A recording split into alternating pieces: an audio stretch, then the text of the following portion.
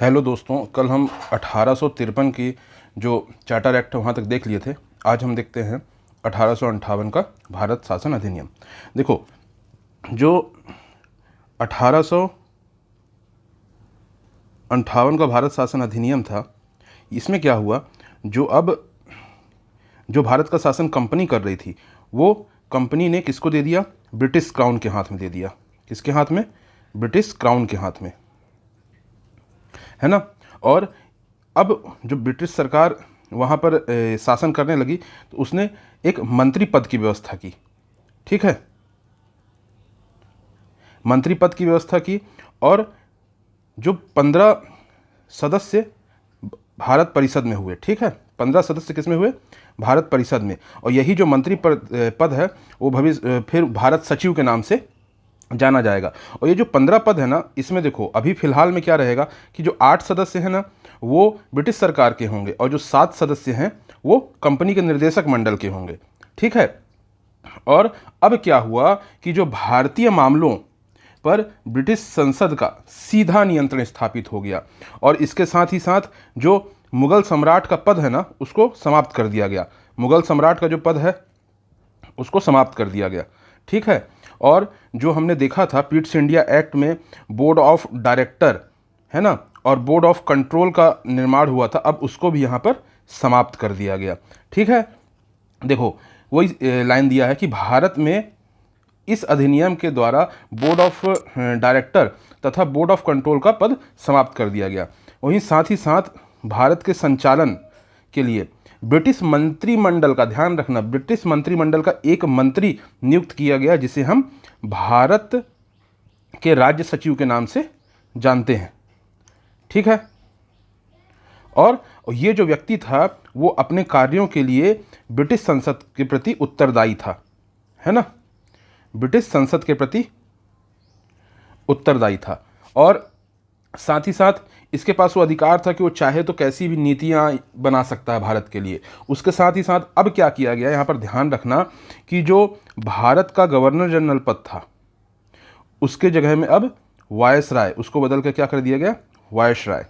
देखो, यहाँ पर समझना कि सबसे पहले 1773 के एक्ट के तहत बंगाल का गवर्नर जनरल नियुक्त हुआ, है ना। फिर ये चला कहाँ तक? 1833 तक। 1833 के बाद इसको क्या कहा जाने लगा? भारत का गवर्नर जनरल। ठीक है। फिर 1858 तक ये चला, और उसके बाद क्या कहने जाने लगा? वायसराय, है ना। यहाँ पर पहले कौन थे? Warren Hasting. अंतिम कौन थे? William Bentinck. और भारत के गवर्नर जनरल प्रथम कौन थे? विलियम बेंटिक, है ना। यहाँ पर भारत के गवर्नर जनरल अंतिम कैनिंग थे, और वायसराय प्रथम कौन थे? कैनिंग थे। ठीक है। तो इतने पॉइंट को याद रखना। क्या था कि जब 1857 क्रांति हुई, उसके बाद जो शासन है, भारत का शासन है, वो कंपनी से ब्रिटेन की ओर चले, ब्रिटेन सरकार नियंत्रित करने लगी, तो पूरी व्यवस्था एक बार परिवर्तित हो गई। ठीक है। अब अपन देखते हैं 1861 का भारत परिषद अधिनियम। देखो, सबसे पहले इसमें ध्यान रखना कि जो गवर्नर जनरल की जो 1861 का भारत शासन अधिनियम है, इसमें याद रखना, जो गवर्नर जनरल की परिषद है ना, इसका क्या किया गया? विस्तार किया गया। ठीक। साथ ही साथ क्या किया गया? एक विभागीय प्रणाली, जिसको कहते हैं अपन पोर्टफोलियो व्यवस्था, स्थापित की गई। इसमें क्या होता था कि एक एक विभाग किसी मंत्री को या किसी व्यक्ति को दे दिया जाता था। जैसे आज के समय में देखो, शिक्षा मंत्रालय किसी के पास है, रक्षा मंत्रालय किसी के पास है, तो वैसे ये व्यवस्था लाई गई। और एक महत्वपूर्ण चीज़ जो आज हम अध्यादेश देखने को मिलते हैं, तो उस समय गवर्नर जनरल को, है ना, पहली बार अध्यादेश जारी करने की शक्ति प्रदान की, और जिसकी अवधि कितनी थी? 6 माह। ठीक है। साथ ही साथ याद रखना, इसके द्वारा कानून बनाने की जो प्रक्रिया में भारतीय प्रतिनिधियों को शामिल करने की शुरुआत हुई। पहली बार क्या हुआ, जो कानून बनते थे उसमें भारतीयों को भी शामिल करने की व्यवस्था हुई पहली बार। ये इंपॉर्टेंट पॉइंट है, इसको ध्यान रखना है ना। और जो ये थे, ये गैर सरकारी सदस्य के रूप में यहाँ पर थे अपने पास, है ना। तो पहली बार जो भारतीय सदस्यों को मनोनीत किया गया कैनिंग के द्वारा, वो कौन कौन थे यहाँ पर ध्यान रखना। 1800 कब किया गया?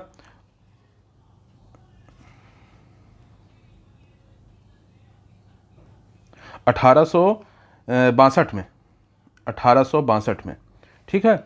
अब 1862 में किसको किसको किया गया? तो देखो याद रखना, जो बनारस के राजा थे,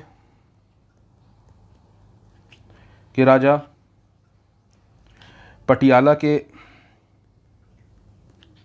महाराज और सर दिनकर राव।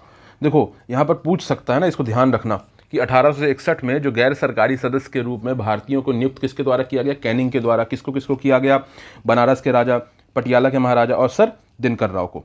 तो 1861 में इतना ही था। अब देखते हैं अपन 1873 का जो अधिनियम था। देखो 1873 के अधिनियम में एक बात कही गई कि अब जो ईस्ट इंडिया कंपनी है उसको कभी भी भंग किया जा सकता है। तो जब ये बात कह दी गई तो इसके तहत बाद में ये डेट याद रखना, 1 जनवरी 1884 को ईस्ट इंडिया कंपनी को भंग कर दिया गया, ठीक है। औपचारिक रूप से भंग कर दिया गया, ठीक।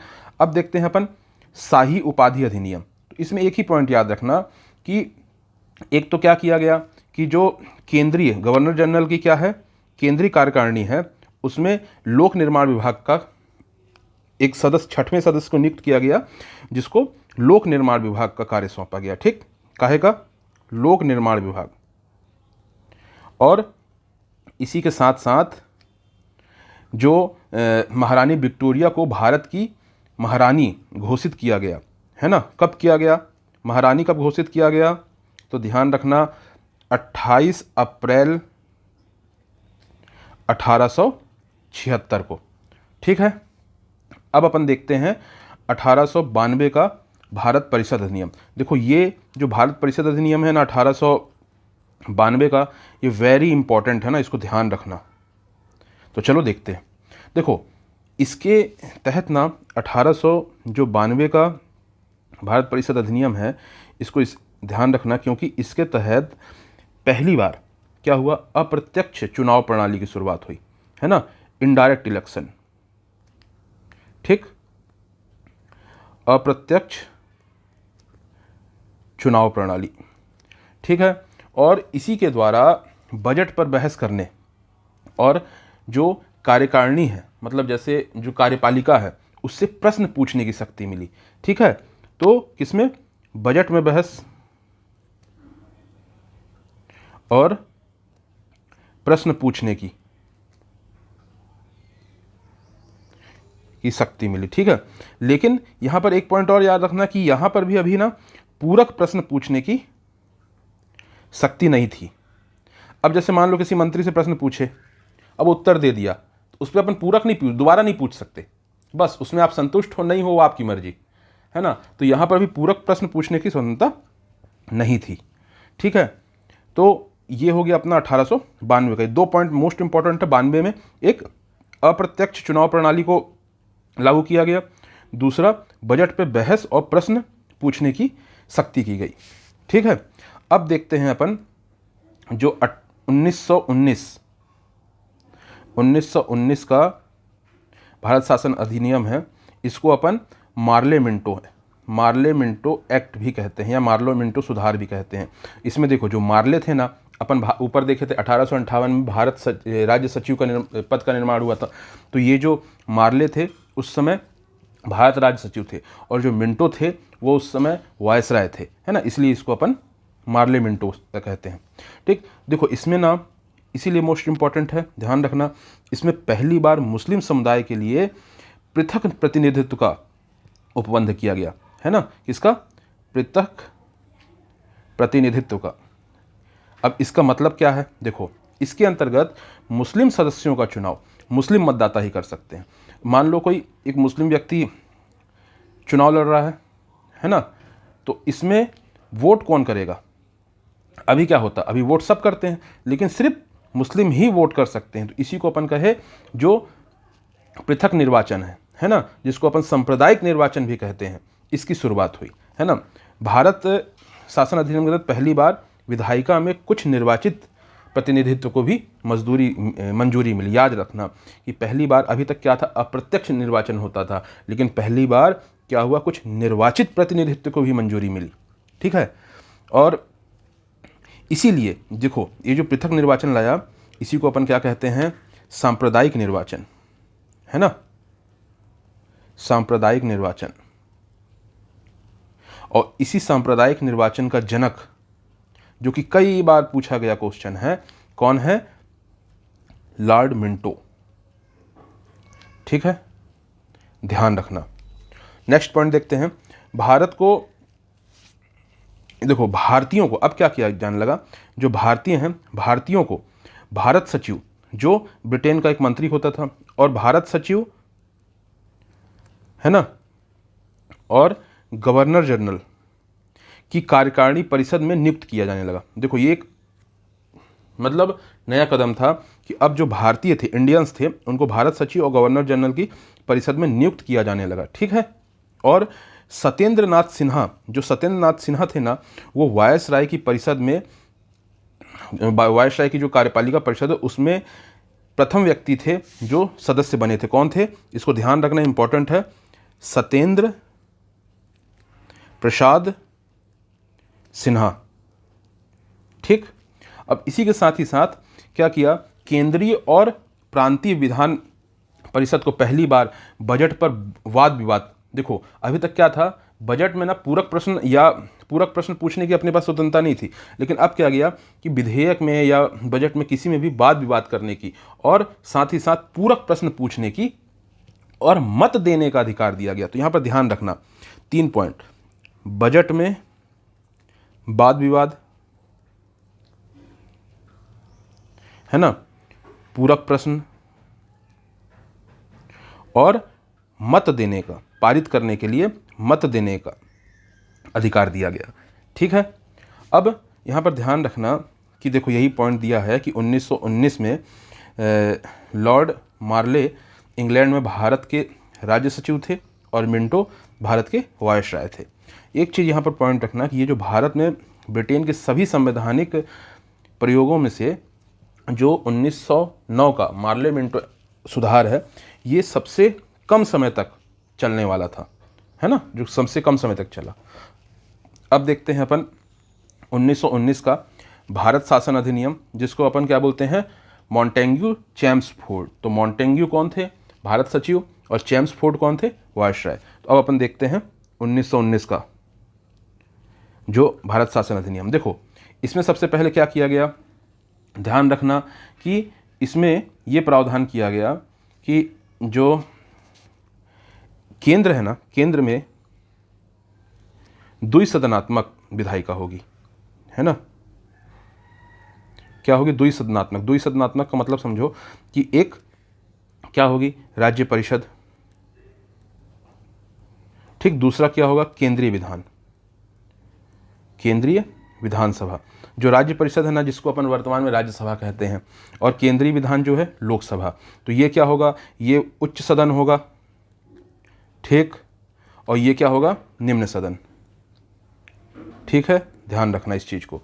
ठीक है, अब देखो जो प्रथम राज्य परिषद है ना, और तथा दूसरी केंद्रीय विधान परिषद थी। ठीक है, राज्य परिषद के सदस्यों की संख्या कितनी थी? 60 थी।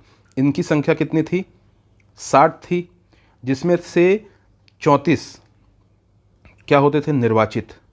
ठीक, 34 सदस्य निर्वाचित होते थे, और जिनका कार्यकाल कितना था?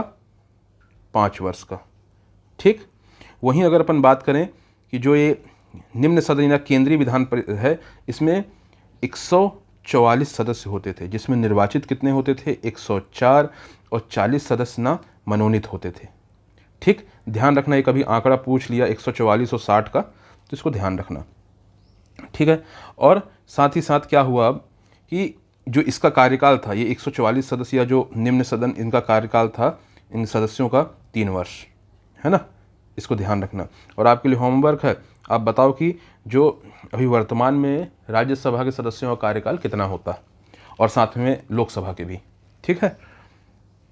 अब देखो, दोनों सदनों के अधिकार तो समान थे, है ना, दोनों सदनों के जो राइट थे वो समान थे, लेकिन इसमें एक अंतर ये था कि बजट पर जो स्वीकृति प्रदान करने का अधिकार ना सिर्फ ये जो निचला सदन है, जिसको अपन कहते हैं केंद्रीय विधानसभा, है ना, इसी को था। किस पर? बजट पर स्वीकृति प्रदान करने का। इसी के साथ साथ देखो अब क्या किया गया, याद रखना, प्रांतों में द्वैत शासन लागू किया गया, ठीक। इसका मतलब मैं बता रहा हूँ, देखो द्वैत शासन का मतलब क्या है कि एक होंगे आरक्षित विषय और एक होंगे हस्तांतरित विषय, ठीक। जो आरक्षित विषय है ना, इसमें वित्त, भूमि, कर, अकाल सहायता, न्याय, पुलिस, पेंशन, आपराधिक, जनजातियां, है ना, छापा खाना, समाचार पत्र, सिंचाई, जलमार्ग, खान कारखाना आदि होंगे, ठीक है। वहीं जो हस्तांतरित विषय है ना, इसमें शिक्षा, पुस्तकालय, संग्रहालय, स्थानीय स्वशासन, चिकित्सा, ये सब होंगे।